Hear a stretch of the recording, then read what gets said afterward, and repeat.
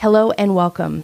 Rode has been putting out some pretty amazing devices in the last year, the RØDECaster Pro 2, the RØDECaster Duo, and then also the RØDE Streamer X. But the question is, who are these devices for? That's what we're going to go over in today's video. My name is Cree, and on this channel, I focus on tech with context. So when it comes to these three devices, I'm not going to go over tech-specific details. In fact, I have put some videos together in the past that kind of dive into the functionality that I use when I'm using any of these devices. But the big question I'm getting is, who are these devices for, and which one should you purchase based on your situation? So what I'll do is I'll just break these down for you today so that you kind of have a better idea of which one you should consider buying if you are looking at all of these products. If you look at these three devices, the first main difference between all of them is that the RØDECaster Pro 2 and the RØDECaster Duo are audio only. So if you're looking for something to boost the quality of your audio in your streaming environment or in your video production environment, and you want both audio and video, you would have to pair both of these devices with something like the ATEM Mini lineup. I have the ATEM Mini Pro ISO, which you can see right here. And what this does is it allows you to add multiple audio and video inputs to your production. However, you do have to purchase an additional piece of equipment in order to accommodate both. With the Streamer X, it is smaller in size. It can accommodate up to 2 microphone inputs and also just 1 video input, but it's such a compact setup that if this is all you need, then you do get audio and video both in one small device. Now that we have the big differences between these setups out of the way, let's just focus on audio only. So let's take a look at the RØDECaster Pro 2 and the RØDECaster Duo and evaluate which one of these would be best for you. Now, full disclosure, I do not own the Duo. You won't see any B-roll of that product here in studio using that device just because I don't have it. But the price of the RØDECaster Pro 2 is this, and the price of the Duo is this.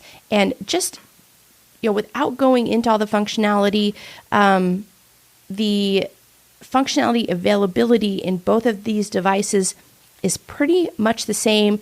The only obvious difference is that the Duo takes 2 audio inputs and the RØDECaster Pro 2 takes 4 XLR audio inputs. You could probably get away with adding additional inputs to both of these devices, but these are the inputs that come with each of these.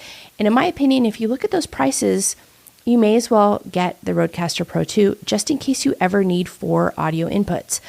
In terms of size, my biggest complaint about the RØDECaster Pro 2 is that it's gigantic. And lots of times I'm going on set to capture video podcasts, live streaming, those types of things, and I'm lugging around this big piece of gear. However, the RØDECaster Duo is smaller, but it's not that small either.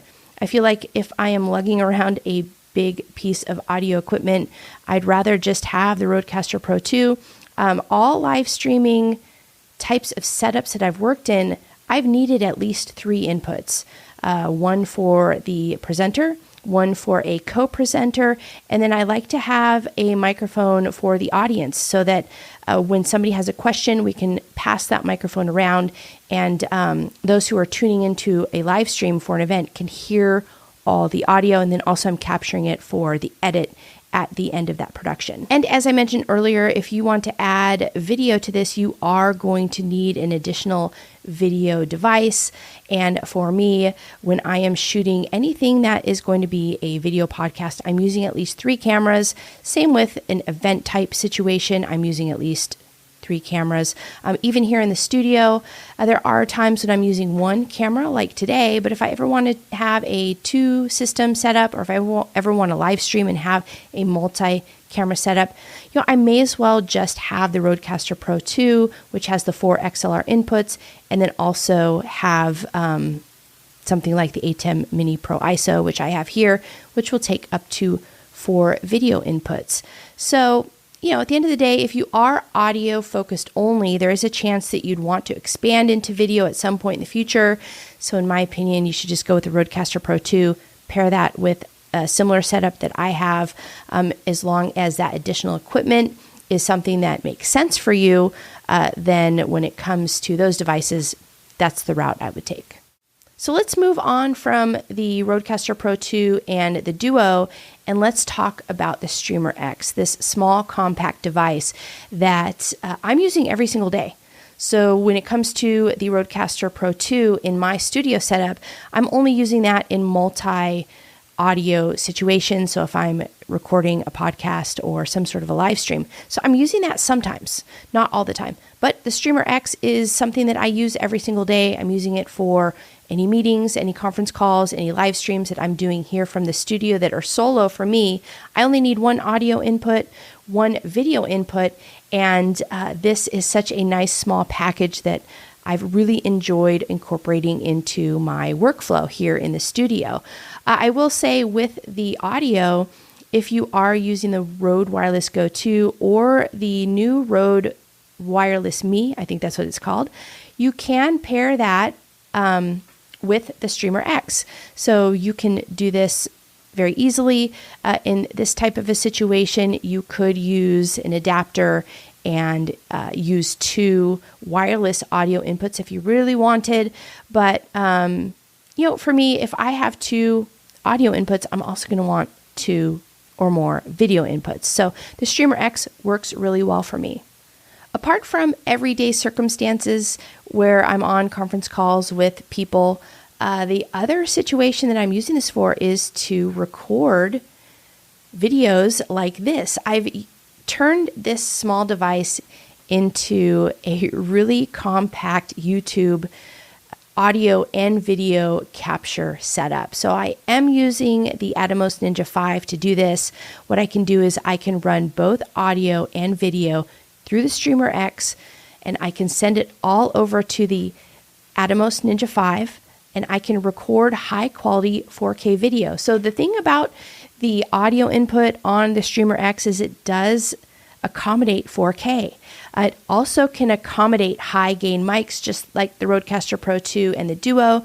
So if I'm using a microphone like this, the Shure SM7B, I can have very high quality audio that I'm sending to the Atomos Ninja 5. In addition to 4K video, I can record everything on the Atomos Ninja. And, if you're looking to learn about the benefits of recording directly to the Ninja 5, there's tons of videos out there.